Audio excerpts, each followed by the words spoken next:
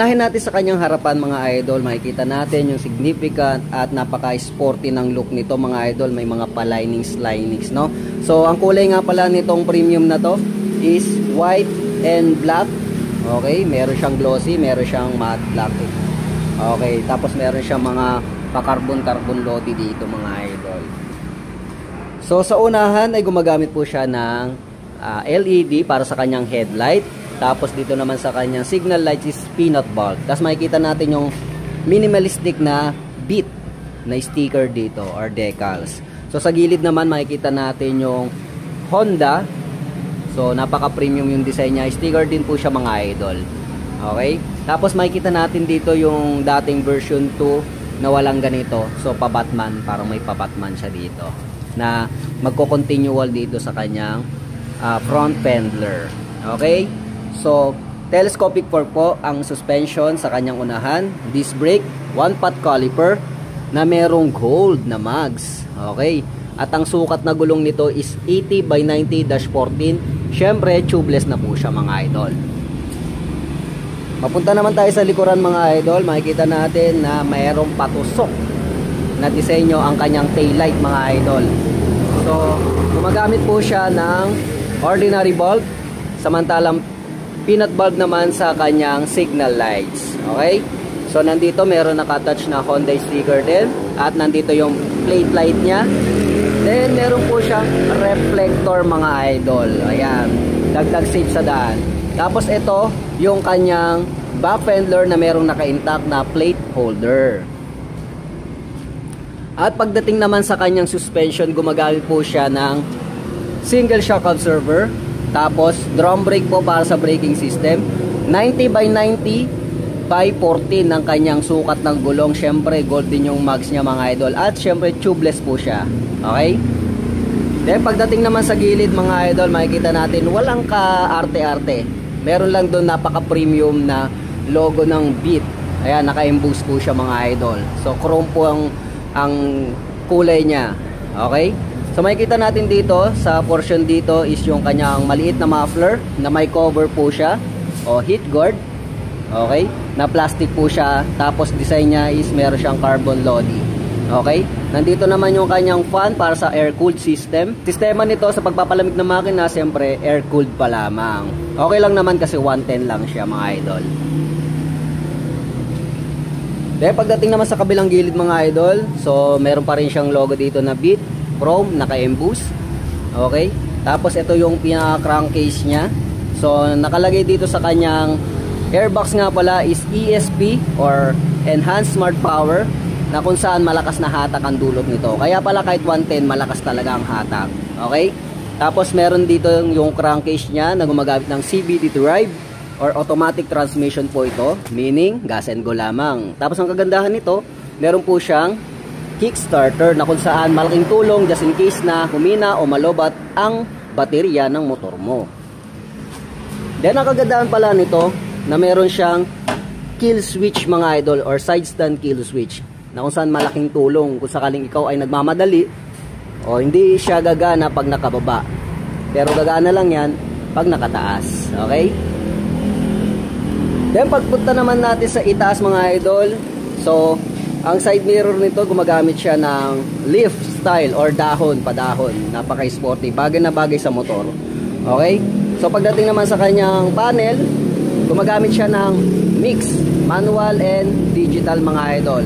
Tapos may mga indicator dito na kung saan malaking tulong sa pagpapangalaga ng yung motor. Okay? Tapos nakalagay PGM F5. So ibig sabihin, itong motor na to is fuel injection na kung saan mas matipid ito kaysa sa non-F5 conditions. Okay?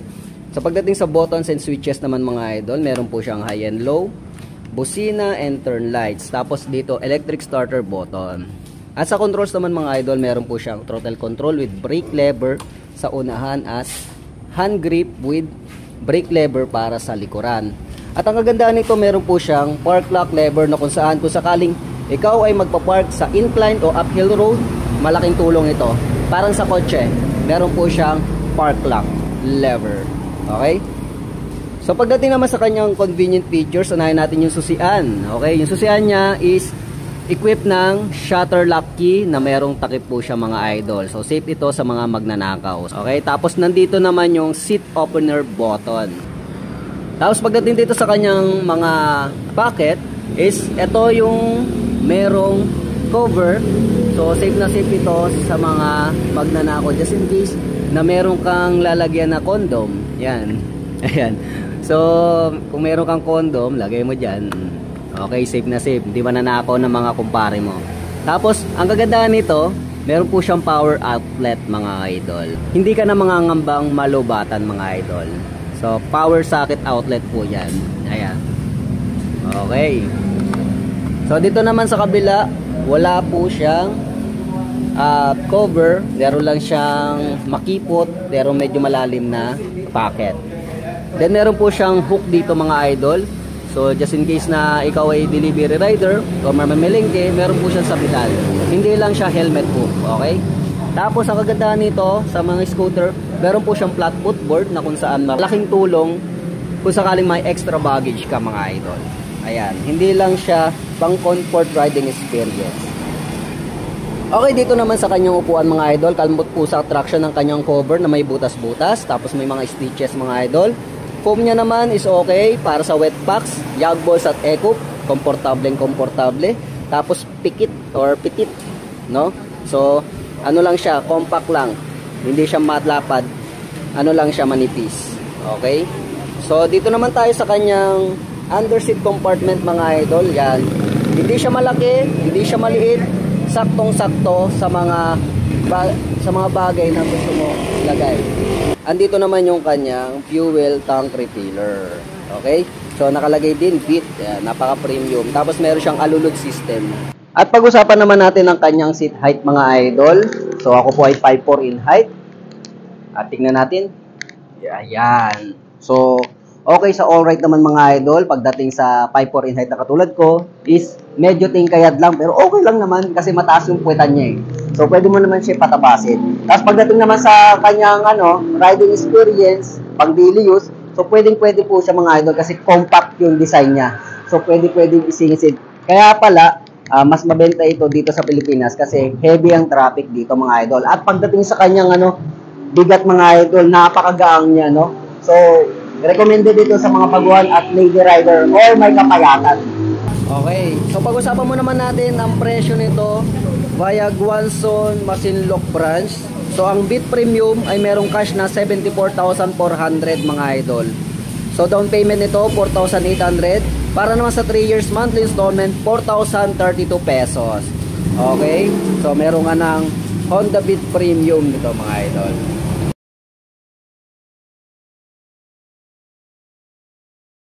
Unahin natin sa kanyang harapan. So, nandun pa rin ang kanyang napaka-pogi at napaka-sporty na design mga idol. Kulay nga pala nito is red and black. Tapos dito sa kanyang unahan, gumagamit po siya ng LED para sa kanyang headlight. So, yung version 2 dati is ordinary bulb pa lang. Ito LED na. Tapos, ang kagandahan nito, peanut bulb na rin po ang kanyang signal lights. Okay? So, dito naman makikita natin yung kanyang minimalistic na Honda Beat na decals. So, maliit lang na design. Pero pagdating naman dito sa kanyang gilid, napaka-sporty. Parang playful talaga. So, nakalagay Honda, tapos Beat, tapos mayroon pa stripe and box na kulay black. Okay? So, yung decals niya, ganyan yung itsura niya. So, pagdating naman sa kanyang suspension, sa unahan ay gumagamit po siya ng telescopic fork. Disc brake para sa kanyang braking system with 1-pot caliper. Tapos, nakamags po siya na color black po siya. Sukat ng gulong niya is 80/90-14 at syempre, tubeless po siya mga idol. Then, pagdating naman sa kanyang likuran mga idol, sharp edges na design dito sa kanyang taillight. So, gumagamit po siya ng ordinary bulb. Peanut bulb naman para sa kanyang signal lights mga idol. Tapos dito meron kang makikita na sticker na Honda. Dito naman makikita natin yung kanyang plate light. Then, ito naman yung kanyang reflector na maliit lamang. Okay, ito yung kanyang back fender na napakalapad. Tapos, meron naka-intact dito na plate holder. Okay? Suspension nito, gumagamit po siya sa likod ng single shock absorber. Drum brake po para sa braking system. Mags po ang ginamit niya na mayroong black color. Then, meron po siyang sukat na gulong na 90 by 90-14. Siyempre, tubeless din siya mga idol. Okay? Pagdating naman sa kanyang gilid mga idol, makikita natin yung napaka-playful na design ng kanyang decals. So, meron siyang halong red, white. Okay? So, nakalagay dito beat. Ayan.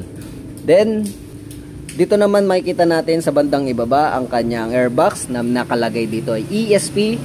Siyempre, equipped na ito ng enhanced smart power na kung saan malakas na hatak kahit 110 lamang ito. Okay? So, dito naman yung kanyang crankcase. Okay? Na merong kickstarter. Okay, ang kagandahan nito ng kickstarter mga idol is just in case na malobat o humina ang baterya ng motor mo. So, CVT drive po siya, meaning gas and go lamang, automatic transmission po siya. Kabilang gilid naman mga idol. Okay, andun pa rin yung kanyang decals, kung anong decals doon sa kabila, decals din dito sa kabila. Okay, tapos nandito naman yung kanyang muffler na merong cover or heat guard.